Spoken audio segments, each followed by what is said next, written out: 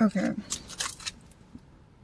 Since I feel like I have no one to really talk to about this, and secondly, I feel like I cannot focus on anything at all, like enough to actually journal with a pen and a paper. I'm so tired. I don't even know if I can make this video right now. I mean, okay, I wanted to make this video a long time ago. Like, full-time car living budget. But for the past 6 months, I've been renting a room in the house behind me. And this is just like a 6-month check-in with myself. Like how things are going. And I wanted to basically compare car living budget with living in a house. So, pros and cons. Is it worth it? I don't know. There's so many things I feel like personally, I feel like I don't have truly, I mean, I have my own room, obviously, but I don't feel like I have my own space. I don't really feel like I have my own privacy. Not when comparing it to the car. Like, I feel like I had more privacy, more freedom, more space living in this tiny little cubicle. Right now, I'm paying about $700 to $750 a month for the room and utilities, and I couldn't get rid of the storage unit.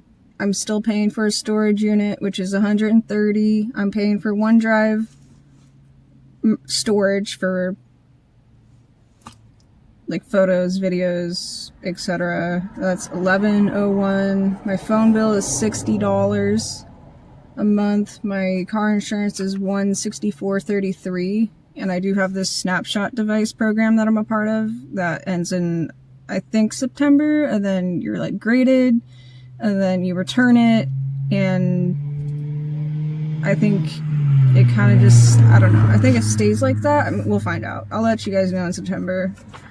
And then I've got 3 different credit payments right now. So I've got Care Credit, minimum payment of $75, Capital One, a minimum payment of $25, CFNA, Firestone credit, $30, and then YouTube Family Music, which is $18.72, and then about $80 a month for gas, about $275 for groceries, water, necessities, etc. And then I'm getting $23 a month in EBT, and then I've got a budget for like $40 a month for weed for my sanity.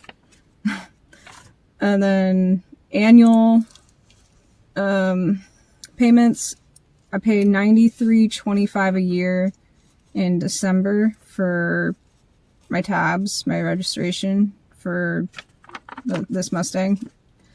And health, I just lost my health insurance, so no idea what's going to happen with that. If I was living in the car, I could definitely afford to like go down one day of working, reapply for Medicaid, and still have my insurance. But as of right now, I don't qualify for it. I thought it was gross. I thought it was net income, not gross income, and I was wrong.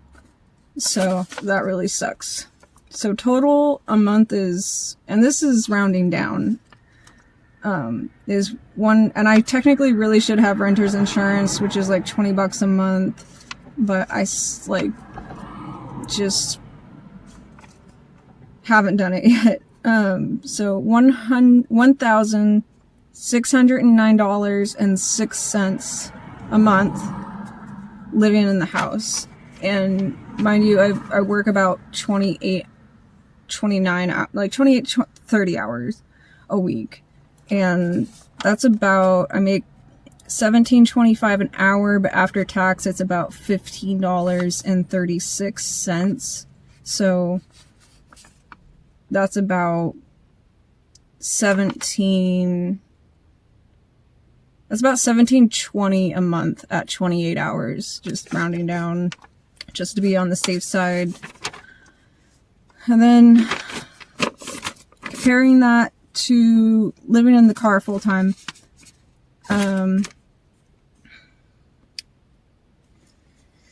obviously you need a gym membership for showers, whatnot. So Planet Fitness, about $25 a month, and then storage unit, $130, OneDrive, $11.01, Metro PCS, the phone, $60, Progressive, $164.33, Care Credit, $75, Capital One, $25, Firestone, CFNA credit, $30, YouTube Music, $18.72 for the family. Went gas about $100, a little bit more because I'd travel more, which I miss so much, and it's really taking a toll on my mental health to not be able to do that. But yeah, groceries, water, necessities, about $300, and again for weed about $40 a month. And then annual fees, $93.25 for tabs and registration, $30 a year for Discover Pass, which is access to state parks.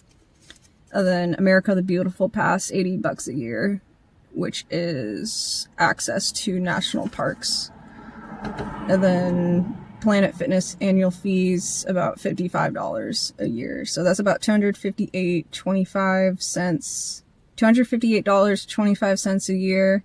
And then about $982.06 a month. So it's about $627 less per month. But also, I could definitely get rid of the storage unit in either case.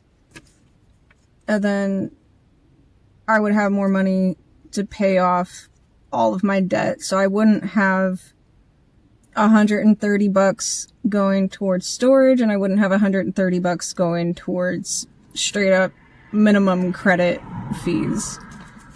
I would be able to pay that off with within basically 600.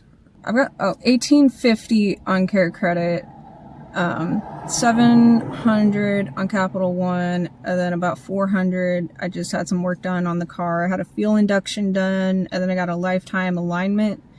And my Firestone card actually expired because I wasn't using it. And so I just reactivated it basically because putting it on there was no interest. But I believe, or no interest at least for 6 months. So I thought that was worth it to do that. Plus I need new struts, I need new shocks, I need new tie rods, and I'm thinking of just buying this $800 kit for ball joints, tie rods, sway bar links, control arm, I don't know if I mentioned that, control arm, shocks, struts, like whole kit on American Muscle for like $800. So, and that's basically like a whole payment of rent, and I have like nothing left over at all. So right now I can't really do that, but I would do the work myself, so labor would definitely go down. But like I can't travel anywhere anyway until I fix all the suspension, and I'm at 167,000 miles. So, or I'm getting there. I'm getting there. So it's about time for all that stuff. I just, yeah, really don't want to spend the money, especially when I know I'm going to have to pay interest on it, or hopefully not. I'm going to hope that when I get that Firestone credit card in the mail, that it's a MasterCard and I can just order it on there and then not have any interest and pay it off over the next 6 months. And then either way, in either case, like I could go to college I could still volunteer. Like, I don't need to have a room to do that. If anything, I could focus more because it would be more peaceful, more silent. It's too crowded for how many people there are for me personally. Like, it's just too noisy, too many people. So I thought I needed time to adjust, to be honest. So I was giving myself some time to adjust, see how it went. And legally, I am on a month-to-month basis, like month-to-month lease. So I could back out anytime. I just feel like the people I live with, like, they've done so much for me. I kind of almost feel obligated to, like, see this through, or, like, not abandon them or something like that. Like, I just, yeah. But I just feel like I'm not as happy as I was living in the car. And I feel like a lot of people actually would understand that because they're in the same situation. But I feel like a lot of people wouldn't understand that as well. But, like, I know my inner truth. I don't give a fuck about what anybody else thinks. And I gotta honor my path. I gotta do what makes me happy. And I genuinely feel like I am not as happy as I was, which is really depressing. Like, I feel like I'm part of, like, the rat race conformity, like, things that I never wanted to be a part of, you know? So that's where I'm at with this. Like, I'm literally just got off work. I'm in the car. And, like, I kind of just want to stay out here. I don't even want to go inside. That's kind of how I feel. Like, the last few weeks, honestly, like, there's been so many nights where I kind of just want to go outside instead and fucking just have my space. It's really... I mean, there's pros and cons to both, but honestly, I feel like I'm paying, like, basically $700 a month to have a bathroom.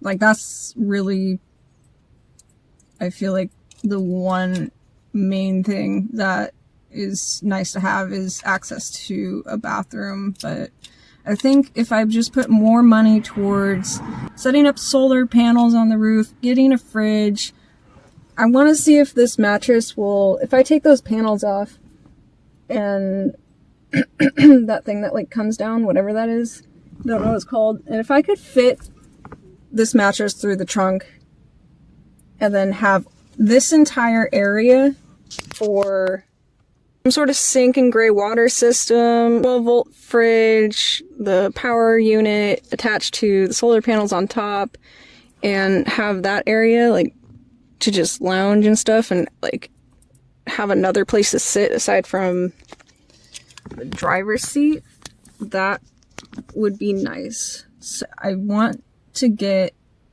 like, one of those electric cook stoves instead of butane, and then I wouldn't even have to open the window for that, and it would be even more stealthy. So, but the thing is, with paying rent, I can't really put money towards those things right now because they are pretty costly. Like, I'll show you guys right here. Yeah. And like I said, I make about $1,720 a month with all bills and stuff. On the low end, it's about $1,610. So I've got about $100 left over per month on a good month. And yeah.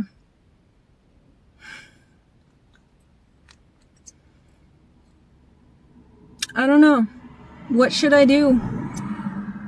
What do you guys think I should do?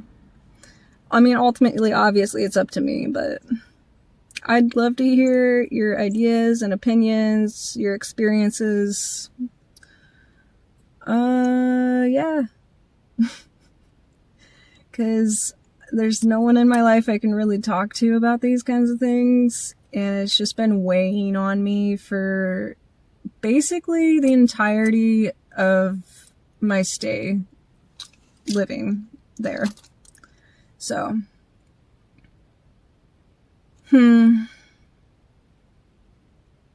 this video is already long enough, but yeah.